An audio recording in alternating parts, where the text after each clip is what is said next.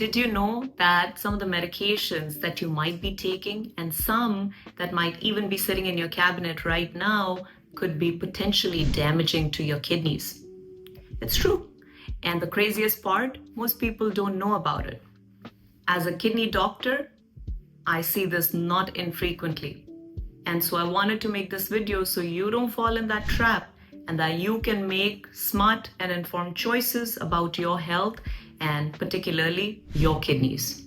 So stick with me because by the end of this video, you will know exactly the medications to watch out for and what to do in order to protect your kidneys in case you have to take them.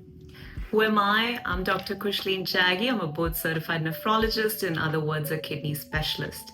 Now let's dive in and start with one category that most of us have taken at some point or another in our lifetime.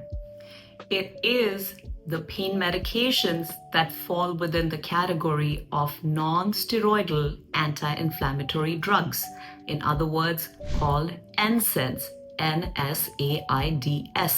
These NSAIDs are some of the most commonly used over-the-counter medications.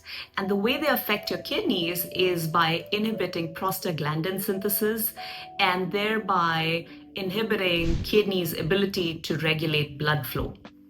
Another way that these medications cause kidney damage is by causing an inflammatory reaction in the kidneys. Some of the common names you would have heard of include Diclofenac, Indomethacin, Ibuprofen, Naproxen. Here is a list of some of the commonly used non-steroidal anti-inflammatory medications. If you are a healthy individual and only taking these medications occasionally, your chances of getting kidney damage from them is quite low. However, if you are taking these medications at high doses and for a prolonged period of time, you can develop chronic damage to the kidneys. The risk of getting kidney damage from these medications is higher if you are dehydrated, if you have chronic pre-existing kidney disease, if you have heart disease, if you are on other medications like diuretics or water pills, if you are an elderly patient and taking them on regular basis. If you are somebody who has chronic kidney disease, it is best to avoid these medications, especially for long periods, and try to use alternatives that are relatively safer for your kidneys like acetaminophen. If you are somebody who has chronic pain issues and has to take these medications for one or the other reason, then it's best to make sure that you stay well hydrated, as dehydration can increase your risk of kidney damage, as I mentioned previously. Next is yet another very commonly used category of medications by the name proton pump inhibitors, or for short PPIs. And some of the names that you would have heard of include Pantoprazole, Omeprazole, Esomeprazole, and this is a category of medications that's also available over the counter. It's used by millions of people across the world, and it's actually very helpful for people who are suffering from peptic ulcer disease, acid reflux, heartburn issues. While these medications are overall safe to take, there have been studies that have come up that show that in a small percentage of people, these medications can cause an allergic inflammatory reaction in the kidneys, which in medical words is called acute interstitial nephritis, or for short AIN. Unfortunately, I see a lot of people who got started on these medications long time ago and have been taking them for years without anybody addressing whether they're still necessary or not.